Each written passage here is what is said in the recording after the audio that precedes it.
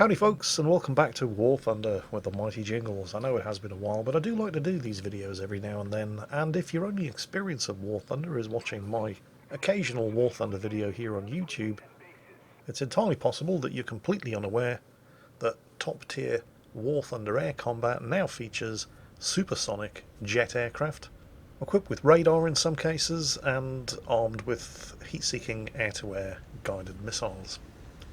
This is Thunderlicious. He's flying the North American F-100D Super Sabre, which is a supersonic, well, technically an air superiority fighter, but by the time the F-100D came into service it had been relegated to strike and ground support roles, but more on that later. Either way, it's capable of supersonic level flight, it's equipped with radar, and it's armed with heat-seeking guided air-to-air missiles. It'd be difficult to tell just from looking at this thing, but as the name would suggest, the F-100 Super Sabre is a modified version, an improved supersonic version of the F-86 Sabre. The reason why it doesn't look anything like the F-86 Sabre is, well, it's kind of complicated.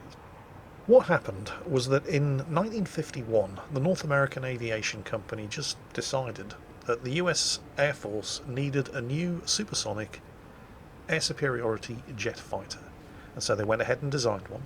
Nobody had asked them to. There were no invitations to tender that had been submitted by the US Air Force. North American Aviation just went ahead and designed an improved supersonic version of the F-86 Sabre. They called it the Sabre 45 because the wings were swept back at a 45-degree angle rather than the Sabre's 35-degree angle. Now this was in 1951, a year after the Korean War had broken out. And when North American Aviation submitted their all-new, all-singing, all-dancing Sabre design to the US Air Force, the US Air Force said, no thanks, our F-86s are doing just fine against the MiG-15s. But they recognised that if Russia developed something better than the MiG-15, and they were probably at work developing something better than the MiG-15, ooh, that was unlucky, didn't get a kill, the F-86 might find itself outclassed. So they said, thanks, but no thanks, although at the same time, if you keep developing it, we might need something new not too far in the foreseeable future. Let's get back to the dogfight at the moment. Check out his speed, he's doing over 1,000 kilometers per hour here. Looks like he's slotting in, or trying to, it's a high angle shot. No. Going for the G91, couldn't match him in the turn. Very wise to not try to match him in the turn, not at that kind of speed. It would be a shame to lose all of that speed for nothing, and he might need it to get out of here quick. Looks like he's going for the MiG-15 instead. Is he going to go for a missile shot? Actually no, he's more than close enough to use the guns. 4 20mm cannon mounted under the nose. Guns, guns, guns. Yep, blew him away. Lost a lot of speed there, but he's still going plenty fast enough, and the shot down MiG-15 is still trying to reach out from beyond the grave. Okay, he's building up the speed again in the dive. It looks like he's going to attempt to get some shots into the F-86A down there, but at that kind of angle of approach and speed, it's unlikely. Pop the dive brake there momentarily to stabilise him in the dive. Doesn't need it anymore. Building the speed up again. Canadian Sabre there again. That kind of approach angle, unlikely to score a hit with the guns. Levels out, shallow climb, F-100D on his tail. Although he's got a teammate on the tail of his pursuer. Going evasive. Looping back around, although he wants to watch out for that CL-13. No, he's good. Very nicely done. Not bad at all. Oh, another F-86 coming in from dead ahead. Exchange shots. Was that a hit? No, that wasn't a hit. Shots fired, but no hits. More importantly, he managed to avoid any return fire. Right. Yet another F-100. Can he get a missile lock? Now, unfortunately, this is a problem with the War Thunder replay system, and always has been. Yes, he did manage to get a lock with a Sidewinder. Their early versions of the Sidewinders are not particularly reliable. Even a rear aspect shot like that isn't a guaranteed kill, and that one didn't in fact hit. But what tends to happen with War Thunder replays is anytime they introduce a new system into the game, the replays usually take a while to catch up. So what you're not hearing is what Thunderlicious would be hearing as the seeker head of those sidewinders growls in the pilot's ear and indicates the lock-on tone, and that was in fact a kill. Now he's going for the guns on the F-86 above him, and he's managed to blow his tail right off by the look of it. And it looked like that F-86 was attempting to manoeuvre in the dive. And if you try to do that without a tail, is he? Yep, he's in a flat spin. So that's unrecoverable. But Thunderlicious isn't taking any chances, and he finishes him off with a cannon anyway. Kill number 3. Right, well, there doesn't appear to be anything hostile within 10 kilometres. Although the thing is, when you're travelling at speeds in excess of 1,000 kilometres per hour, just because somebody's 10 kilometres away doesn't mean they or you can't be upon each other in a matter of seconds. You do tend to have to think a little bit faster when you're in a supersonic jet than when you're just casually pottering around the sky in a Hawker Hurricane, for example. Okay, no shots exchanged with the CL-13, but he did force him to break off the tail of his wingman in the F-5. Now he's going for the F-86F. And he's also turning in to take a shot at him, although it didn't look like shots were fired, but also it denies the missile-armed aircraft a chance to get a lock onto the heat signature of your afterburner and tail exhaust. The question is, now what are they going to do? Are they going to keep going after the F-5, in which case he is going to get shots at their afterburner and tail exhaust, and he does have 2 missiles remaining. Checking his tail, nobody behind him, nobody above him. And despite the fact that he had to pull a full turn and swing around, he's actually catching up to the F-86F. Don't forget, the F-100 was designed to be a vastly faster version of the F-86. And there's the missile away. And that's a kill. Now the CL-13. Is he going to go for the missile kill? That's kind of dangerous, because he's got a wingman right there. Although he doesn't have a wingman right there anymore, so what the hell, why not? Swatted him out of the sky with his final remaining missile. 5 kills. Right. I think he's good to go. So, back to the story of the F-100's development. After being told by the US Air Force that thanks but no thanks, we don't actually need a new supersonic fighter at the moment, but, you know, keep developing it because we might need one in the future. That's pretty much exactly what the North American Aviation Company did. And so after a further 2 years of development in 1953, when they'd finally put 2 prototypes together, so much development had gone into this thing that it looked, well, like this, and pretty much nothing like the F-86 upon which it was based. The first prototype, the YF-100A, made its first flight on the 25th of May 1953 from Edwards Air Force Base, with North American Chief Test Pilot George Welch at the controls. And in its very first flight, despite the fact that it was fitted with a D-rated engine that didn't have an afterburner and not the engine that would go into the production models, the YF-100A prototype managed to break the sound barrier in level flight. It was the first American jet to do so. Not the first American jet to break the sound barrier, that had already been done, but had only been achieved in a dive. The F-100 managed to do it in level flight. US Air Force top brass was suitably impressed. And while there were several deficiencies that did need to be addressed, and we'll talk about some of those in a moment, the Air Force was impressed enough that they authorised production.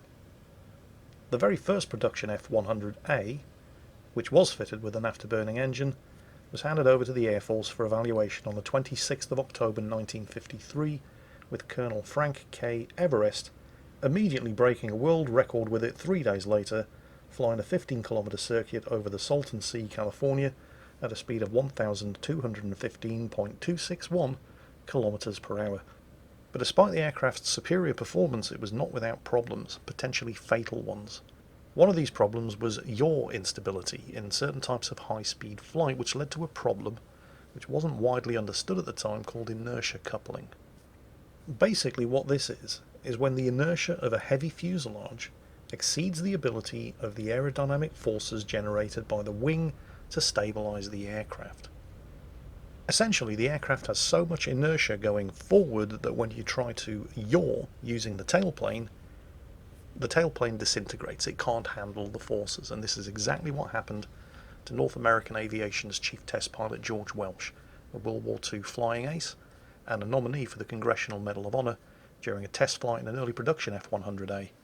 The tailplane disintegrated at extremely high speed, and he died as a result. The way to fix this problem, although it claimed a few lives before they figured it out, was to simply give the aircraft a bigger tailplane, as you can see here on the F-100D. Another potentially fatal problem was caused by the handling characteristics of that 45-degree swept wing when it was at high angles of attack. For those of you who don't know what an angle of attack is, imagine the aircraft is moving forward in a straight line, but the nose of the aircraft is pitched up at a high angle. That's a high angle of attack. When that happened, and the aircraft was at low speed, approaching stall speed, the lack of airflow over the top of the wing could cause the aircraft to violently pitch up with absolutely no warning whatsoever. Now, if that were to happen to you for whatever reason at high altitude, an experienced pilot wouldn't panic. They'd just hammerhead, drop the nose, recover airspeed, and recover the aircraft. No problem. But if that were to happen to you at extremely low altitude, you're going to crash.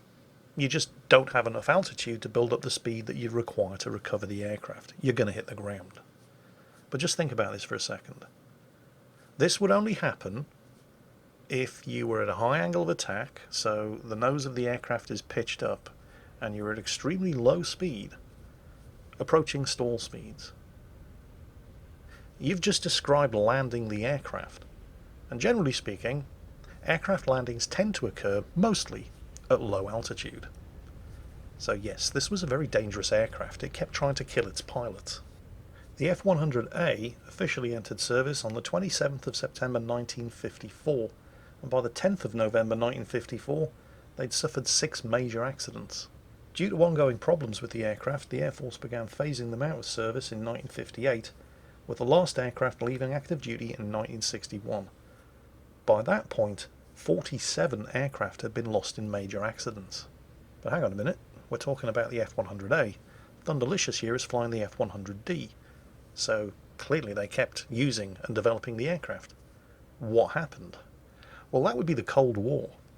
In 1961, the Berlin Wall went up, international tensions escalated, and the Air Force recalled all of its F-100As back into service. At this point, the Air Force also had the F-100C, which entered service in 1955. The F-100B was a design development that basically went nowhere, so they pretty much skipped from the A to the C version. While the C was an improvement, it had 2 feet extra wingspan, which actually helped to address some of the flight instability problems. All of the 5 internal fuel tanks could be refueled from the same spot instead of having to be refueled individually. It had a more powerful engine and was fitted with a low-altitude bombing system, because despite its origins as an air superiority fighter, the F-100C was being used in a new role as a fighter-bomber. That more powerful engine and the low-altitude bombing system allowed the F-100C to be used as a nuclear toss bomber. If that sounds extremely dubious, you're right, it was. The basic principle was that you would approach the target very fast at low altitude, and then once you got to within bomb release distance, you'd pull back on the stick, put the aircraft into a climb, release the bomb, and then get the hell out of there and hope that lobbing the bomb towards the target like that would give you enough time to get out of there before you caught a fatal dose of instant sunshine. And in the unlikely event that you didn't actually need to use a nuclear device to take out a North Vietnamese surface-to-air missile battery, the low-altitude bombing system, increased wingspan, and more powerful engine would also allow the F-100C to carry a lot more bombs than a regular F-100A, which was kind of useful, because then the Vietnam War broke out. But not before 1956, when production moved on to this, the F-100D, the definitive version of the F-100 Super Sabre. Unlike the F-100C, which, despite being improved, still shared the majority of the flight deficiencies of the F-100A, by the time we got here, the F-100D had ironed almost all of those problems out. For example, it had a completely new wing with extensions on the trailing edge, which made the trailing edge angled rather than straight on all previous versions of the Super Sabre. The wing area was increased by about 10%, and it was fitted with flaps to lower the landing speed, and therefore also the stall speed when landing, which almost completely eliminated that pitch instability that was proving fatal in previous versions of the aircraft. Now, I'd love to be able to tell you that the US Air Force insisted that the F-100D be fitted with flaps in order to improved the chances that its pilots were going to return alive from combat missions, but that wasn't the case. It was fitted with flaps because it was now a dedicated fighter bomber and not an air superiority fighter, and it was now carrying an awful lot more external stores and therefore had a much heavier takeoff weight. That heavier weight and the fact that it was still using the same engine as the F-100C before it meant that it was now the slowest version of the F-100 to enter service, but, well, it wasn't a jet fighter anymore, it was a fighter bomber, a strike aircraft. So that didn't really matter as much. The aircraft was also given improved avionics and support for the brand new, all-singing, all-dancing Sidewinder infrared-guided air-to-air missile. You can't see it here because, again, it's another limitation of War Thunder replays, but having landed, repaired, refueled, and taken off again, Thunderlicious is actually carrying another 4 of those Sidewinders, and if you're wondering what he's doing lurking around above the airfield, he has one surviving teammate, that guy down there, and he's given him top cover so that he doesn't get jumped on the runway by any surviving enemies. He's basically just circling and waiting for his fellow F-100 down below to get airborne again. In April 1961, Super Sabres were deployed to the Don Muang Royal Thai Air Force Base in Thailand for air defence purposes, completely unofficially of course, but they were the first F-100s to enter combat in Southeast Asia. And from then, until they were redeployed in 1971, the F-100s were the longest serving US jet fighter bombers to fight throughout the Vietnam War. Initially they were deployed in their original role as jet fighters, and they were used as MiG combat air patrols. And on the 4th of April 1965, a group of F-100 Super Sabres were escorting a group of F-105 Thunder Chiefs on a bombing mission when they were intercepted by MiG-17s, flown by the Vietnam People's Air Force. One of the F-100s, flown by a Captain Donald Kilgus, shot down one of the MiG-17s with cannon fire, although it was only recorded as a probable kill. However, surviving MiG-17 pilots confirmed after the war that 3 of the MiG-17s had in fact been shot down, possibly 2 by Sidewinders. They didn't realise it at the time, but the US Air Force had just scored its first 3 aerial victories of the Vietnam War. Unfortunately, the Vietnam People's Air Force had also scored their first 2 aerial victories of the Vietnam War, because they managed to penetrate the F-100 fighter screen and shot down 2 of the F-105s. This was the one brief moment of glory for the F-100 in Vietnam, because shortly after Operation Rolling Thunder the same year it was decided that, well, the F-100 just wasn't really fast enough anymore to go on bombing and fighter escort missions over North Vietnam. So it was firmly relegated to operations in the south of Vietnam only, in close air support of US ground forces. By the time US forces withdrew from Vietnam, the 4 fighter wings equipped with F-100s had flown more combat sorties than 51,000 P-51 Mustangs had flown during the entire course of World War II. Although 242 of them had been lost due to a combination of ground fire and accidents, although none of them were ever shot down by enemy aircraft. Not something, if Thunderlicious has his wicked way with him, that the pilot of that FJ-4B Fury is going to be able to brag about. Missile away. Yep, got him. Now for the G91, probably not going to get Sidewinder away in a head-on. 420 mils. Guns, guns, guns. Boom! Sawed his wing off. That's a lot of damage. just get some Flex Seal tape on it. It'll be fine. Yeah, I know, it's an old meme, sir, but it still checks out. 7 kills in an air-realistic battle for Thunderlicious in the North American Aviation F-100D Super Sabre.